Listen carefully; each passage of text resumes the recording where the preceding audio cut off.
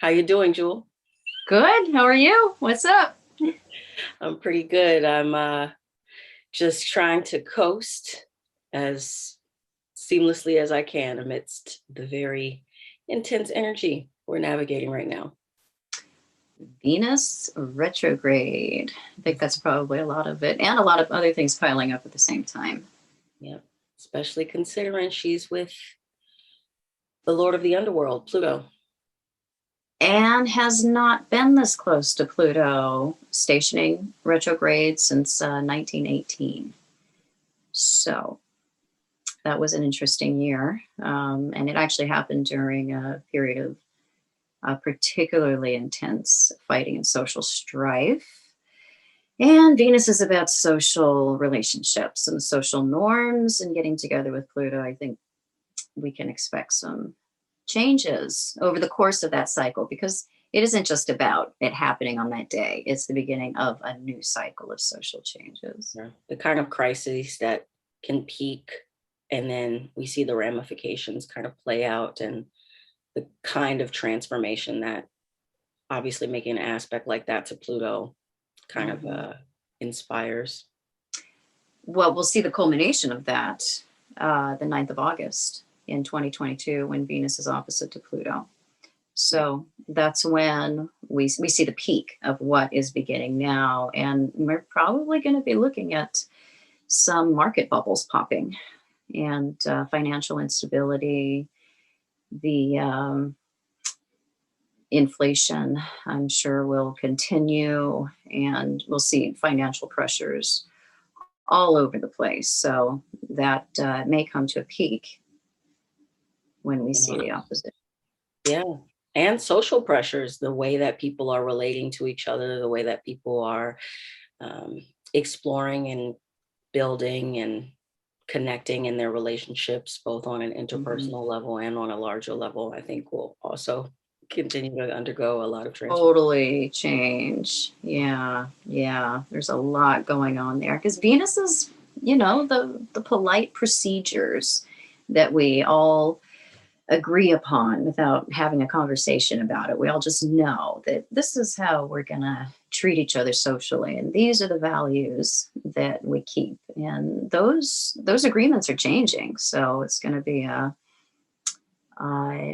time of sort of things being up in the air as we decide what we're going to be. Yeah. I was saying a little bit earlier, or one thing that was really standing out to me was how this is playing into the ongoing Saturn-Uranus square we've been having, which obviously is also very much about societal change, how we're reorganizing and redefining how things are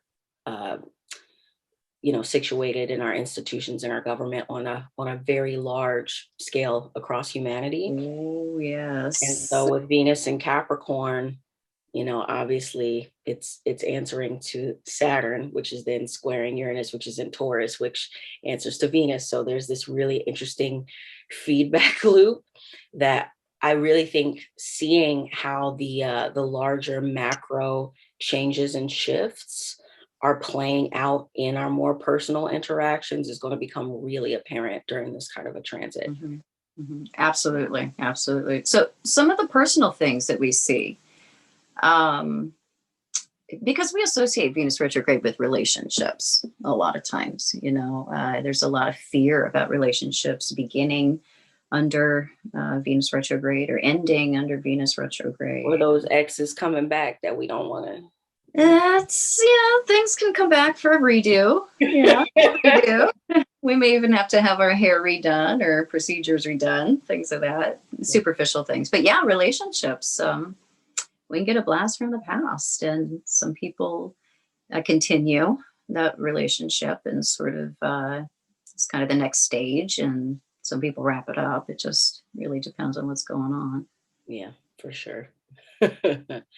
So what are some do's and don't do's during this kind of a transit? Well, the classic one that goes back really to antiquity is stay away from superficial procedures or plastic surgeries or things that aren't absolutely necessary when it comes to arrangement of one's looks or procedures of all kinds, and not spending large amounts of money. We want to really look at where our money's going, because Venus is our finances, our worth, money, material stability. Especially in So, Capricorn.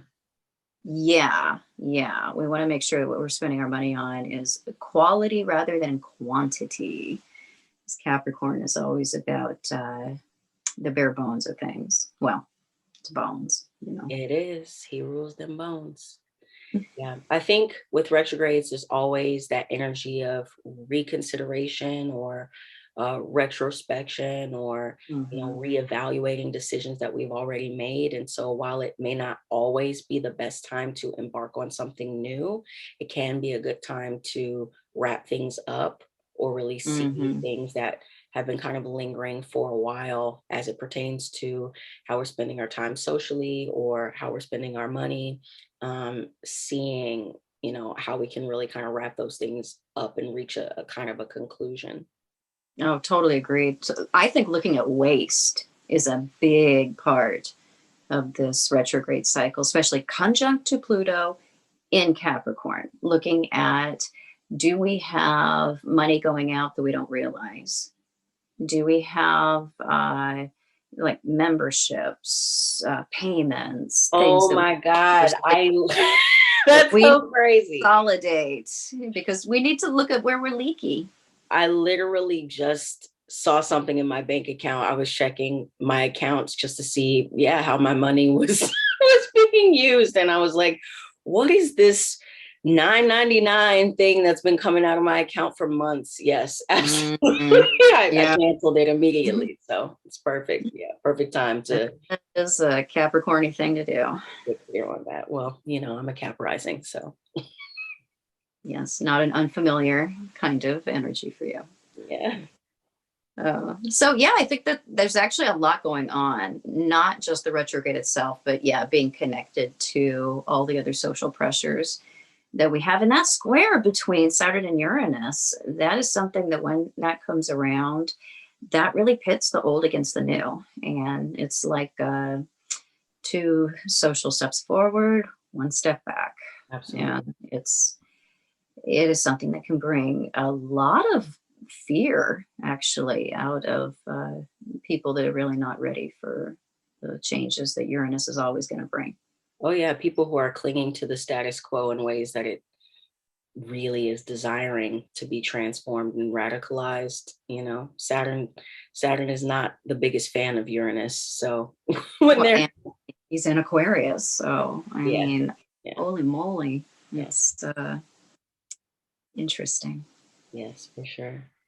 So the retrograde of Venus ends on the 29th of January, but is going to remain in Capricorn until about the middle end of March. So, well, she'll be conjunct to Pluto again March 3rd. Right. I believe. Yeah. So that'll be the last of the dates, because they've finally been able to date after all this time, these two. They're always at opposite ends of the spectrum, right? Taurus and Scorpio, and they finally were able to get together and do the deed. And that's something Venus has been waiting a while for. So that does give birth to a whole new cycle. And they'll have the last get together on March 3rd.